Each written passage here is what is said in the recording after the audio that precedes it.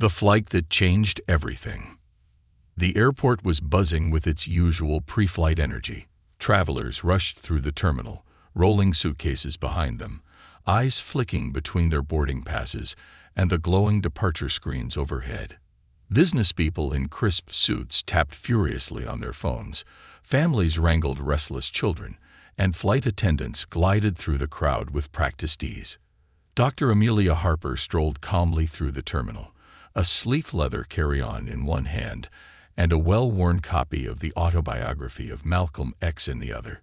She was a woman who commanded attention, not through flamboyance, but through an unshakable aura of grace and quiet confidence.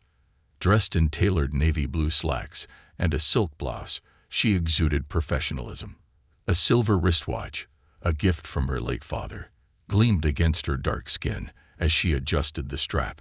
She was used to traveling alone. As the CEO of one of the country's fastest-growing airlines, Amelia spent more time in the sky than on the ground. She had built her career on precision, resilience, and a deep understanding of what it meant to be underestimated. Today was just another flight, another business meeting, another set of decisions to be made at 30,000 feet. Or so she thought. At Gate 17, the final boarding call for Flight 782 to New York crackled over the intercom. Passengers gathered in neat clusters, their eyes darting to the jet bridge as they waited for their boarding group to be called. Karen Mitchell stood near the priority boarding lane, tapping her foot impatiently. She adjusted her cream-colored designer handbag on her arm and glanced at her watch. She hated flying. The crowds, the delays, the inconsiderate people who didn't respect personal space. It was all an ordeal she endured only when necessary. Today, however, she had treated herself to a business-class ticket. It was a small indulgence, but one she felt she deserved. She had worked hard, raised a family, contributed to her community. She belonged in business class. As the gate agent called for premium boarding, Karen stepped forward with a small, satisfied smile. Inside the plane, she settled into her seat -3B aisle and pulled out her tablet, ready to lose herself in an audiobook. As passengers continued to board, she barely noticed them, until one particular woman caught her attention. A tall, poised black woman in a deep blue pantsuit approached and slid into the window seat next to her -3A. The woman set her book down on the tray table and began adjusting the settings on the seat console with practiced ease. Karen's lips pursed. She wasn't racist, she told herself. She believed in fairness, in working for what you had. But something about this woman sitting next to her felt off. Karen glanced at the other business-class passengers, older men in dark suits, a handful of middle-aged professionals, and one or two younger corporate executives. Then she looked back at the woman beside her. A subtle unease settled in her chest. She doesn't look like the usual business-class passengers. Karen debated internally. Maybe the woman was some rich athlete's wife, or an assistant who had mistakenly taken the wrong seat, or maybe. Her thoughts were interrupted by a flight attendant's chipper voice. "Good afternoon. Can I get you anything to drink before takeoff?" Karen ignored her for a moment, then turned to the woman beside her, who was now opening her book. She took a breath. "Ask first, don't assume. That's what a good person does." Clearing her throat, she put on her best polite but firm voice. "Excuse me," she said, forcing a small smile. "I think there might be a mistake." The woman looked up, raising a perfectly arched eyebrow. "I'm sorry." "This seat," Karen said, gesturing toward 3A. "I think there's been some confusion. Business class is reserved for premium passengers." The woman blinked, as if processing the statement. Her dark eyes studied Karen for a long, unreadable moment before she responded. "This is my seat." Karen hesitated, shifting uncomfortably. "Well," she continued, forcing a laugh, "maybe you didn't realize, but sometimes flight attendants mix things up. You should check your ticket. It's a common mistake." The woman didn't laugh. She simply closed her book, folded her hands in her lap, and studied Karen with an expression that was neither hostile nor apologetic. just observant. "I assure you," she said evenly, "there's no mistake." Karen felt a flicker of irritation. The woman's calmness, her quiet certainty, felt almost disrespectful. "But," Karen pressed, her voice growing sharper, "business class seats aren't exactly cheap. People pay a lot for them. It's not exactly fair if someone just—" She stopped herself just short of saying slips in. The woman let out a slow, measured breath. "I'm well aware of what this seat costs." By now, passengers in nearby seats were turning their heads, sensing the brewing conflict. A few exchanged glances, unsure whether to intervene or stay silent. A man in the row behind them, wearing a charcoal gray blazer, sighed under his breath. Unbelievable. The woman in 3A, still composed, still utterly unshaken, tilted her head slightly. "You seem very interested in who I am," she said. "But perhaps, instead of assuming, you should ask." Karen stiffened. The woman's voice carried no malice, but the weight of the words sent a chill through her. And then, as if on cue, a flight attendant approached, her smile professional but her eyes wary. "Is there a problem here?" she asked. Karen turned to her quickly. "Yes, I believe there's been a mistake. This woman is in the wrong seat." The flight attendant blinked, taken aback by Karen's tone. Then she turned to the woman in 3A. "Ma'am, may I see your boarding pass?" Without hesitation, the woman retrieved the small piece of paper from her carry-on and handed it over. The flight attendant scanned it, nodding after a brief glance. "This is indeed her assigned seat," she confirmed, her tone leaving no room for debate. Karen's face burned. "That can't be right," she muttered. "She—" The words died on her lips. Around them, other passengers were now watching openly, some pulling out their phones. The hum of the plane's engines was nothing compared to the quiet tension hanging in the air. The woman in 3A finally spoke again, her voice smooth as glass. "It's unfortunate that you feel this way," she said, her gaze unwavering. "But maybe this is a conversation worth having." Karen's heart pounded. She didn't understand what was happening, but she had a sinking feeling that she was about to find out. The confrontation at 35,000 feet. The cabin of Flight 782 was tense. The hum of the engines provided a backdrop to an unfolding scene that had the attention of nearly every passenger in business class. Karen sat stiffly in her seat, her expression a mixture of irritation and disbelief. The woman beside her, still composed and seemingly unbothered, had not raised her voice, nor had she allowed Karen's growing hostility to rattle her. Dr. Amelia Harper wasn't new to moments like this. She had spent her entire life navigating spaces where people questioned her presence, where her intelligence, her credentials, and even her right to exist in certain circles were challenged. The difference was that she had learned not to respond with the same hostility she was often met with. Instead, she had mastered the art of quiet power, the ability to make people confront their own ignorance without ever needing to raise her voice. But Karen wasn't backing down.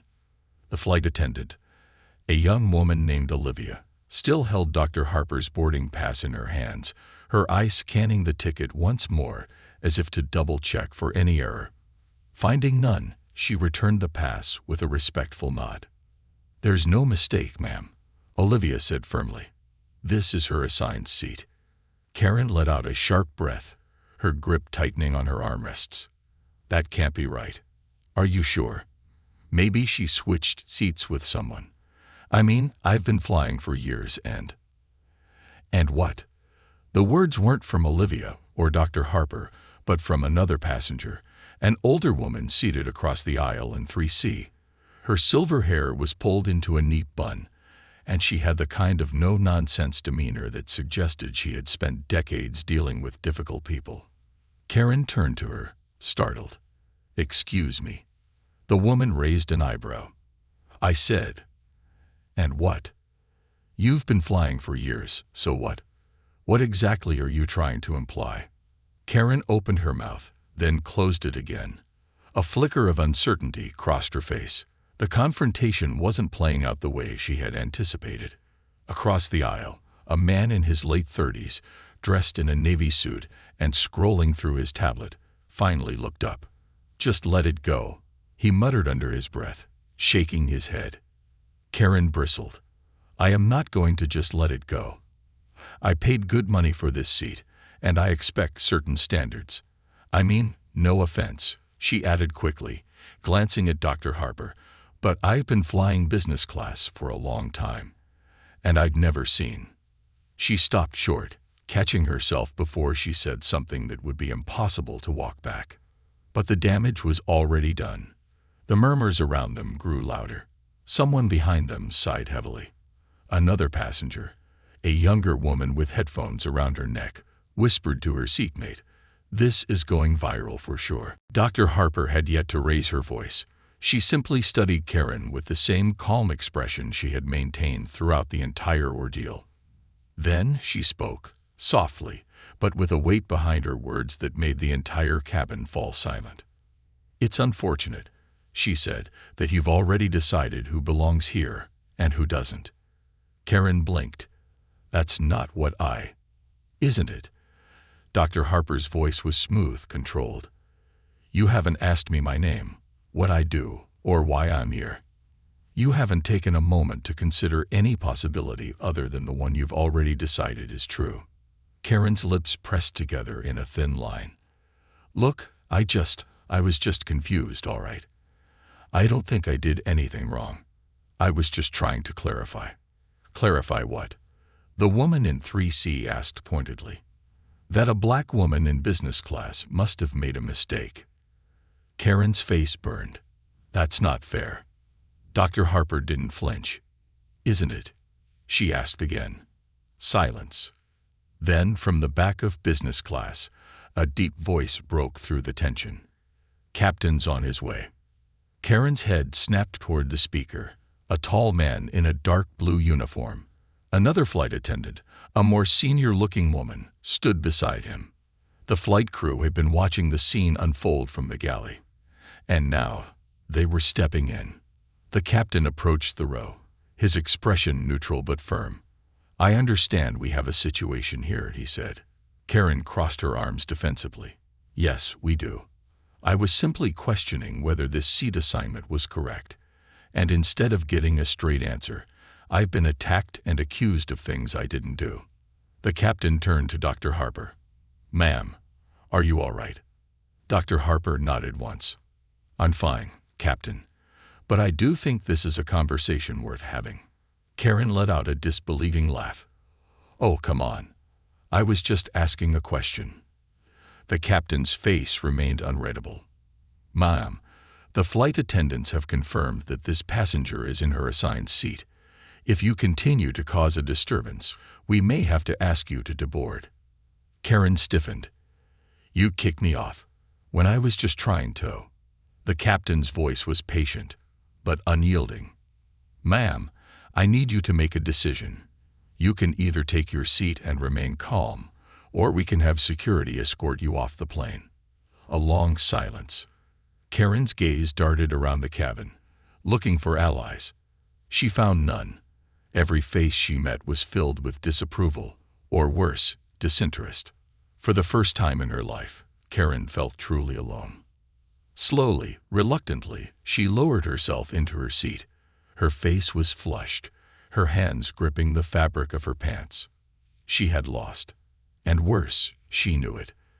The captain nodded to the flight attendants, then turned to Dr. Harper. "Ma'am, if there's anything we can do to make your flight more comfortable, please don't hesitate to let us know." Dr. Harper smiled, but it was small and knowing. "Thank you, Captain, but I think I'll be fine." The crew retreated, and the murmurs in the cabin slowly died down. Karen stared straight ahead, refusing to look at anyone. Dr. Harper picked up her book once more, but before she flipped the page, she turned slightly toward Karen and spoke, just loud enough for her to hear. "It's not about the seat," she said quietly. "It never was." Karen closed her eyes. For the first time, she understood exactly what that meant. A lesson at 35,000 feet. The tension in the cabin of Flight 782 hadn't dissipated entirely, but the confrontation had ended, at least outwardly. Passengers were still murmuring among themselves, the hum of quiet conversations blending with the gentle whir of the plane's engines as it climbed higher into the sky. Karen sat stiffly in her seat, her face still flushed with embarrassment. She could feel the weight of the passengers' stares, even if they weren't looking directly at her. She didn't dare glance over at Dr. Amelia Harper, the woman she had so publicly confronted. Dr. Harper, for her part, had returned to her book as if nothing had happened. But inside, she was thinking, deeply. This was not the first time she had been forced to prove her belonging. Not the first time someone had looked at her and decided, without knowing anything about her, that she didn't belong. But something about Karen's reaction gnawed at her. The sheer certainty with which she had spoken, the entitlement in her voice, it was something deeper than mere ignorance. Karen wasn't just acting out of personal bias. She was acting out of conditioning. A lifetime of unexamined assumptions that told her people like Dr. Harper didn't belong in first class, didn't belong in boardrooms, didn't belong in positions of power. Dr. Harper had encountered people like Karen before, but she had never let them define her. She wouldn't start now. The silent tension. The plane had reached its cruising altitude, and the flight attendants were moving through the aisles with trays of refreshments. Conversations resumed, albeit in hushed tones, as passengers settled in for the journey. Karen shifted in her seat, her discomfort growing. She had spent the last 20 minutes staring straight ahead, pretending to be engrossed in her tablet, but she hadn't turned a single page. Her mind was racing. What just happened? She had only asked a question, a reasonable question. She wasn't trying to be rude, wasn't trying to start anything. But somehow she had become the problem. And now, the entire cabin seemed to be against her. She couldn't believe it. She stole a glance at Dr. Harper out of the corner of her eye. The woman looked as composed as ever, her expression serene. There was no gloating, no smug satisfaction, just quiet dignity. That made it worse. Karen wanted her to be angry. She wanted her to fight back, to lash out. That at least would have justified Karen's behavior. But instead, she had been met with a patience that made her feel small. She hated that feeling. A flight attendant approached their row with a drink cart. "Would you like something to drink, ma'am?" she asked Dr. Harper with a polite smile. "I'll take a club soda, please," Dr. Harper said. "And for you, ma'am." The attendant turned to Karen. Karen hesitated. "Just water," she muttered. As the attendant moved down the aisle, Karen finally spoke, her voice quieter, but still tinged with defensiveness. "Look," she said, not quite meeting Dr. Harper's eyes. "I wasn't trying to be rude back there. She faltered. "I don't know. It caught me off guard." Dr. Harper looked at her calmly. "What did?" Karen shifted uncomfortably. "You being here. In this seat." Dr. Harper's lips twitched, not quite a smile. "And why is that?" Karen exhaled sharply. "I don't know," she admitted. I wasn't expecting it." Dr. Harper nodded slowly, as if considering something. "You know," she said, "I've learned something important over the years. When people say they weren't expecting something, what they usually mean is that it challenges what they believe to be true." Karen frowned. "I don't." Dr. Harper continued, her voice even. "You weren't expecting to see someone like me in this seat, and instead of questioning why you felt that way, you questioned me." Karen's mouth opened, then closed. She didn't have an immediate response for that. Dr. Harper took a sip of her club soda, then looked at Karen again. "It's uncomfortable, isn't it, realizing that you've been carrying around ideas that you've never really examined?" Karen clenched her jaw. "I don't think that way," she insisted. Dr. Harper tilted her head. "Then why did you assume I didn't belong here?" Karen had no answer. A story that needed to be told. Dr. Harper let the silence hang between them for a moment before she spoke again, her voice softer now. "You know, when I was younger, I used to think that if I worked hard enough, If I achieved enough, people wouldn't question whether I belonged. She smiled, but there was no humor in it. I learned pretty quickly that it doesn't work that way. Karen hesitated, something shifting in her expression. What do you mean? Dr. Harper turned slightly in her seat, looking directly at Karen. I mean that no matter how many degrees I earn, no matter how many companies I help build, no matter how many barriers I break, there will always be someone who looks at me and assumes I don't belong. She took another sip of her drink. And the saddest part, she continued, they don't even realize they're doing it. Karen swallowed hard. I didn't mean. Dr. Harper held up a hand. I know, but that doesn't change the impact. Karen looked away, her fingers tightening around the armrests. I just thought. She stopped herself. I don't know what I thought. Dr. Harper nodded. That's the first honest thing you've said all day. A beat of silence. Then, quietly, Karen asked, so, what do I do about that? Dr. Harper studied her for a moment. You listen, she said. You listen when people tell you about their experiences. You challenge your own assumptions. And most importantly, you recognize that sometimes being uncomfortable is the first step to growing. Karen stared at her, unsure of what to say. Then, finally, she nodded. An unexpected lesson. The rest of the flight passed in relative silence. Karen didn't say much after that, but she didn't need to. Something had shifted. For the first time in a long time, she was thinking, really thinking. And as the plane began its descent into New York, she realized something. This flight wasn't just about getting from one place to another. It was about learning a lesson she had needed for a long, long time. Dr. Harper had given her something precious. Not anger, not resentment, but a chance. A chance to look at herself honestly. A chance to be better. And maybe, just maybe, she would take it. The revelation that shook the cabin.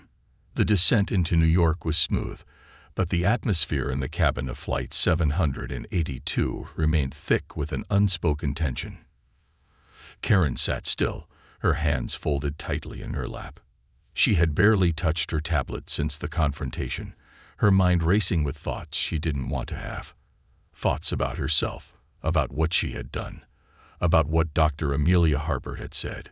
She had spent so much of her life convinced she was a good person. She donated to charities. She volunteered at her local community center. She attended diversity workshops at work. She wasn't that kind of person. And yet she couldn't deny that she had made assumptions. She had looked at Dr. Harper, at the color of her skin, at the way she carried herself, and assumed she wasn't supposed to be in business class. She had made a fool of herself. But what bothered her more than the embarrassment was the realization that maybe, just maybe, she had been wrong in more ways than one. Across the aisle, other passengers were still murmuring, throwing occasional glances at Karen and Dr. Harper. Some were quiet, absorbed in their own reflections.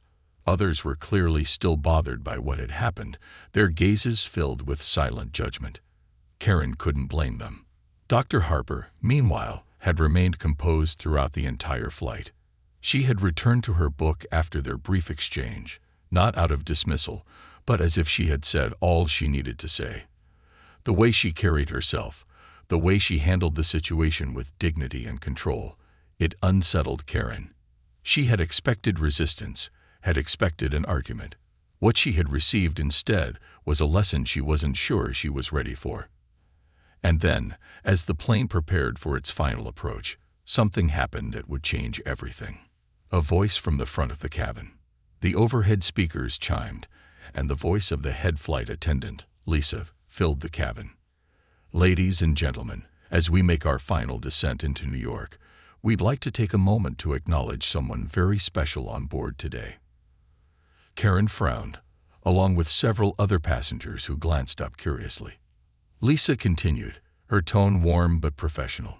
It's not often we have the honor of flying with someone who has played such a pivotal role in the aviation industry. Today we are privileged to have Dr. Amelia Harper, the CEO of this very airline, traveling with us.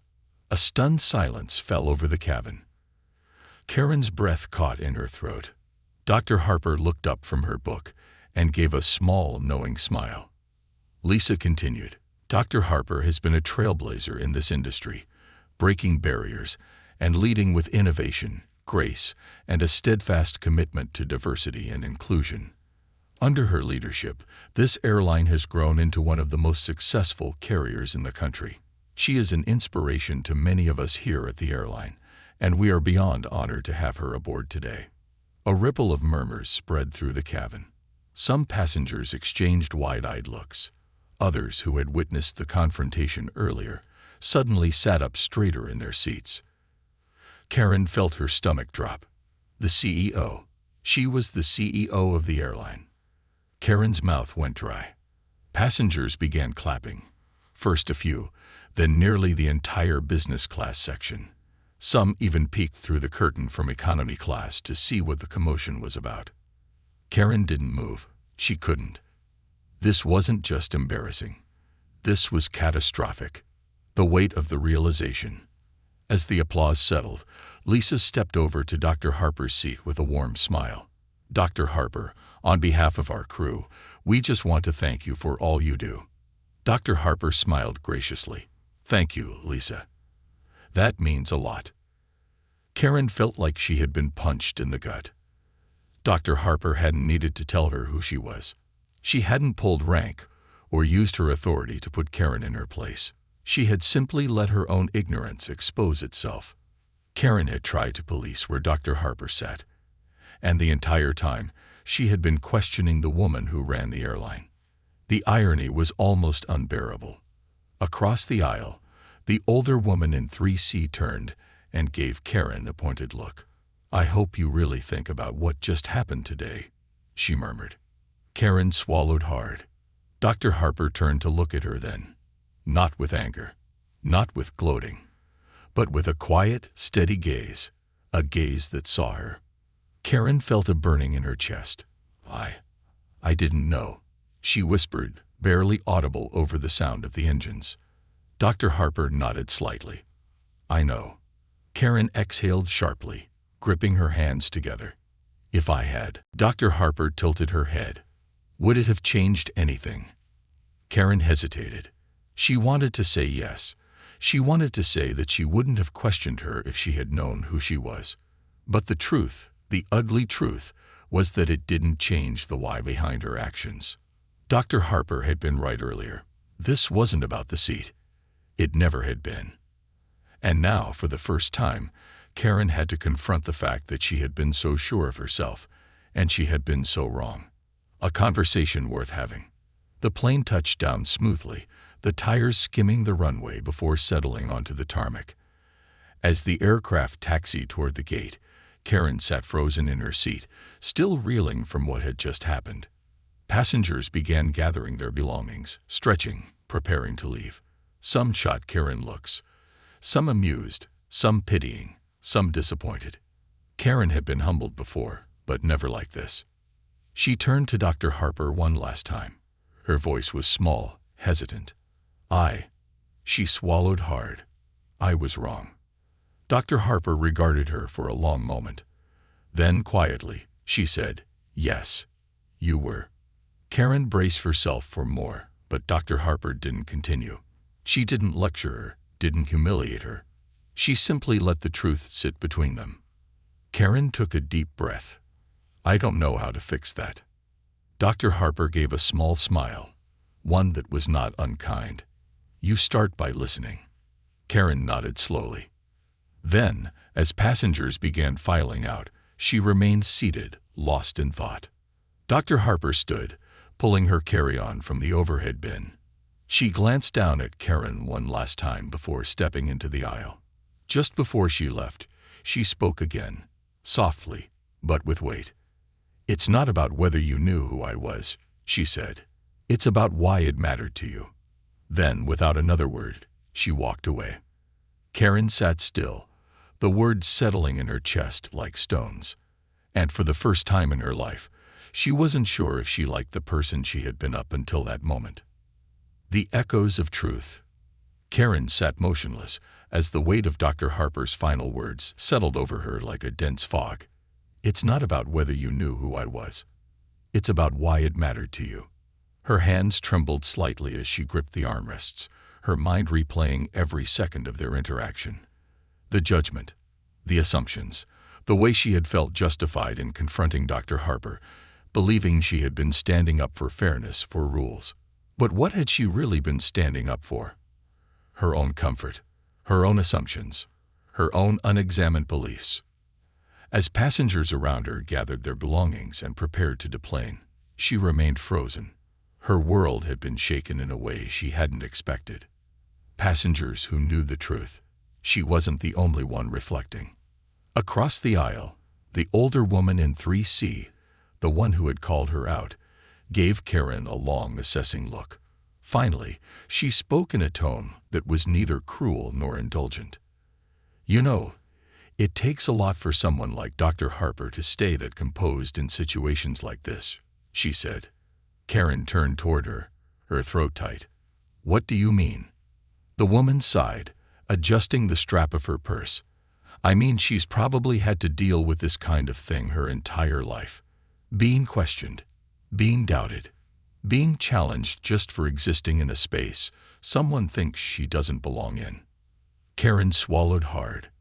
"She didn't have to be patient with you," the woman continued. "She could have embarrassed you. She could have called for security right away. And honestly, no one would have blamed her. But she chose to handle it the way she did." Karen's face burned with shame. I wasn't trying to be."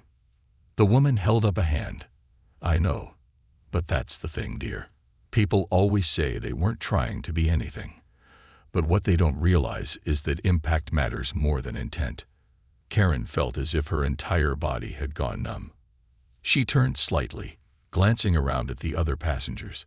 Some looked away quickly, not wanting to engage. Others still threw her brief glances, not unkind but distant, as though they were still processing what had happened.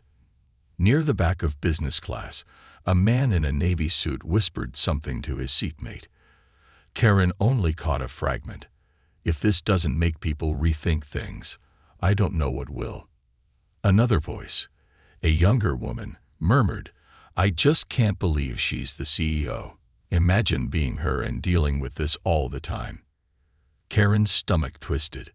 This all the time. Had she really thought this was just an isolated moment?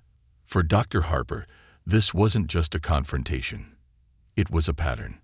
A lifetime of moments like these, in boardrooms, in social settings, in everyday life. Karen had been so quick to dismiss it as a misunderstanding, as a minor inconvenience.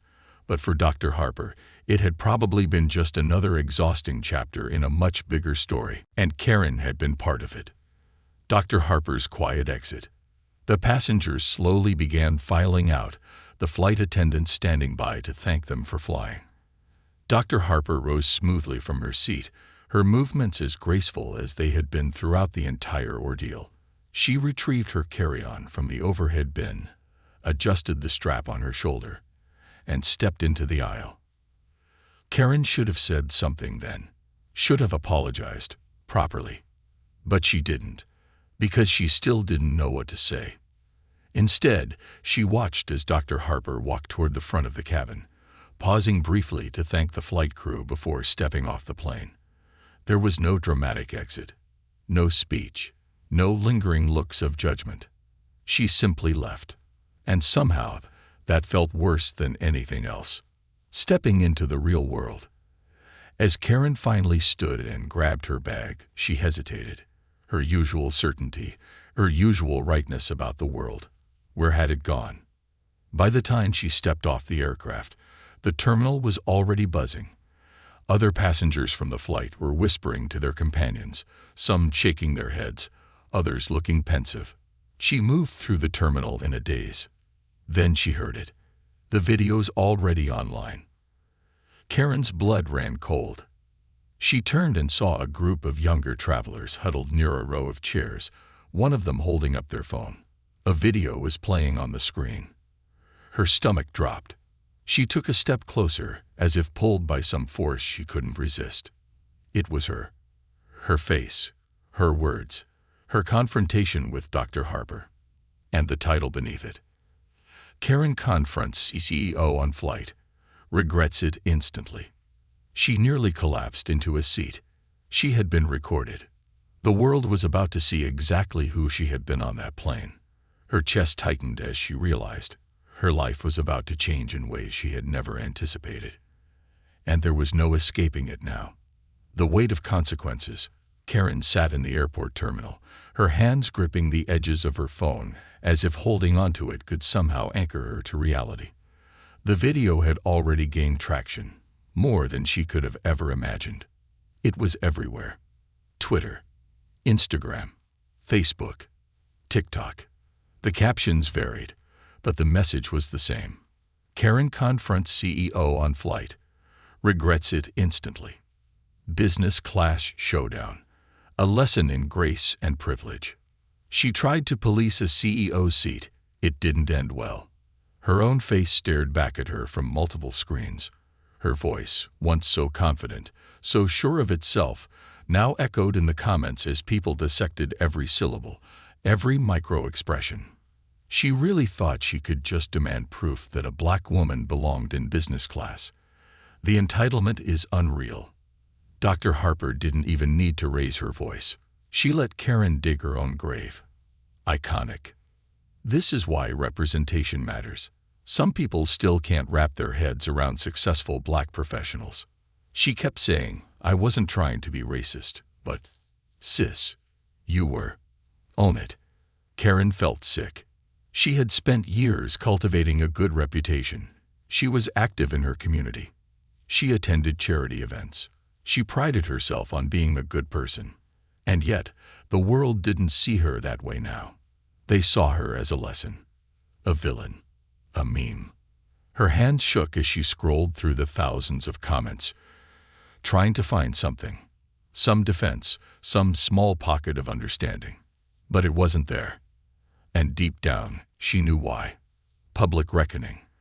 Her phone vibrated with incoming messages. Jack, her husband. Karen, call me now. What the hell is happening? Lauren, her best friend. I just saw the video. Are you okay? What are you going to do? Work group chat. Karen. We need to talk. Unknown number. Racist hag. Hope you lose everything. Her breath hitched. She glanced up, suddenly aware of the people around her in the terminal. Were they looking at her? Did they know? A woman at a nearby gate whispered something to her friend, then looked in Karen's direction. Karen's face burned with shame.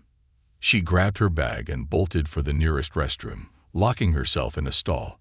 She pressed her back against the cool metal door, squeezing her eyes shut. Her world was imploding. Dr. Harper's response. A chime from her phone made her flinch. A notification from Dr. Amelia Harper's official Twitter account. Her breath caught in her throat. She opened it with trembling fingers. At Amelia Harper, CEO. Moments like these remind us of the work we still have to do.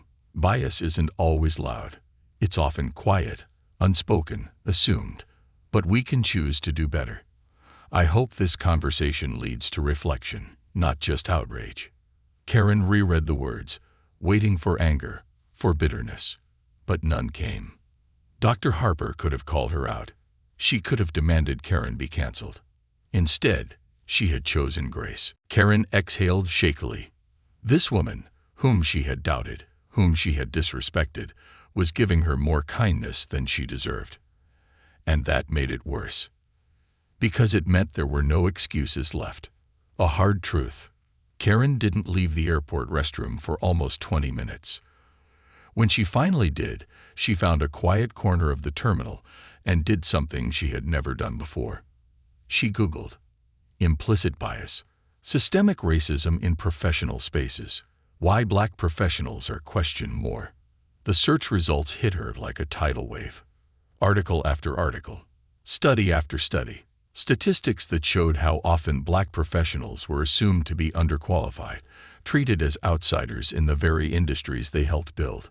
She had thought she was different, that she was fair. But fairness wasn't about what she thought she was. It was about how she had acted. And she had acted like someone who believed she had the right to question who belonged and who didn't. She had acted like someone who had never had to prove she belonged anywhere. And that realization cut deeper than any headline ever could. A choice to make. Her flight home wasn't for another 6 hours. For the first time in her life, she wasn't rushing to defend herself. She was just sitting with it. What she had done, what it meant, what she was going to do about it. Her fingers hovered over her phone. She had options. She could stay silent, ride it out, let the internet move on to the next scandal. She could post a defensive half-apology. I never meant to offend anyone. I was just asking a question. She could disappear, deactivate her accounts, and pretend none of this had ever happened. Or she could face it. She could own it. She could do what she should have done on that plane. Listen. Karen swallowed hard. Then she opened a new email draft. Subject: an apology and a lesson I needed. Dear Dr. Harper, I don't know if you will ever read this, but I need to write it. I was wrong. Not just about the seat, about everything. I let my assumptions dictate my actions, and I disrespected you in the process. I let my biases, ones I didn't even realize I had, make me believe that I had the right to question your presence, as if my comfort mattered more than your dignity. I am deeply, profoundly sorry. I don't expect forgiveness. I don't expect anything. But I do want you to know that I am listening now. I am learning. And I promise I will be better. Sincerely, Karen Mitchell. She hit send before she could second-guess herself. For the first time in days, she felt like she could breathe. She had spent so much of her life convinced she was right, that her view of the world was the default. But today, she had learned a lesson at 35,000 feet. And maybe, just maybe, she would spend the rest of her life proving she had learned it. The journey toward redemption. The email was sent. Karen stared at the screen for a long time, watching her words settle into permanence. There was no taking it back. And maybe that was for the best. She didn't expect Dr. Harper to respond. She didn't deserve a response. But sending that email was the first real step she had taken toward something that felt right. She had spent her whole life moving through the world without questioning the spaces she occupied, never once considering how different it might be for someone else. Now she couldn't stop thinking about it, and that terrified her. Because once you saw the truth, you couldn't unsee it. The internet doesn't forget. By the time she boarded her connecting flight home, the video had hit millions of views. Her name was trending. The emails and texts were relentless. Some were from people she knew, co-workers, friends, even distant relatives she hadn't spoken to in years. Others were from complete strangers, many of whom had no qualms about telling her exactly how they felt. This is what happens when you get caught being racist in 4K. I hope you lose your job. I hope you lose everything. Let this be a lesson to all Karens. Check your privilege before opening your mouth. People like you will never change. Just admit you're a bad person and go away. Karen had always believed herself to be strong, but this was something else entirely. The shame was unbearable. She wanted to scream that she wasn't a racist, that she hadn't meant to be cruel, that she had never thought of herself as one of those people. But intent didn't erase impact. She had been so caught up in proving she was right that she had never stopped to ask herself why she thought she had the right to question someone in the first place. And that was the problem. A conversation she didn't expect. By the time Karen landed back home, she had turned off all social media notifications. The internet had taken her mistake and magnified it beyond what she could have imagined. But that didn't mean she was off the hook in real life. Her husband, Jack, was waiting for her at baggage claim. His face was tense, his arms crossed over his chest. As soon as she approached him, he exhaled sharply. Karen. She braced herself. I know. No, he said, shaking his head. You don't know. Do you have any idea what's happening? Karen swallowed. I do. Jack rubbed his face, clearly exhausted. Your boss called me. Your boss, Karen. They want to meet with you on Monday, and they're not happy. Karen's heart sank. I figured. Jack let out a bitter laugh. Figured? Karen, people are calling the office demanding you get fired. Clients are threatening to pull contracts because they don't want to be associated with a racist employee. He gave her a pointed look. And I don't blame them. Karen's stomach twisted. Jack shook his head. What were you thinking? Karen dropped her gaze. I wasn't. Jack was silent for a long moment. When he finally spoke again, his voice was softer. Is it true? She hesitated. What? What they're saying? What the video shows? Karen closed her eyes. Yes. Jack exhaled, nodding. At least you're admitting it. They stood there for a long moment, the chaos of the airport swirling around them. Finally, Karen spoke. I sent her an apology. Jack raised an eyebrow. Did she respond? No, Karen admitted. And I don't expect her to. Jack studied her carefully. You know, an apology isn't enough. Karen looked up at him, her throat tight. I know. A response she didn't deserve. The next morning, she woke up to an email notification. Her heart pounded as she saw the sender's name. Dr. Amelia Harper. She stared at it for what felt like forever before finally clicking on it. Subject: Ray.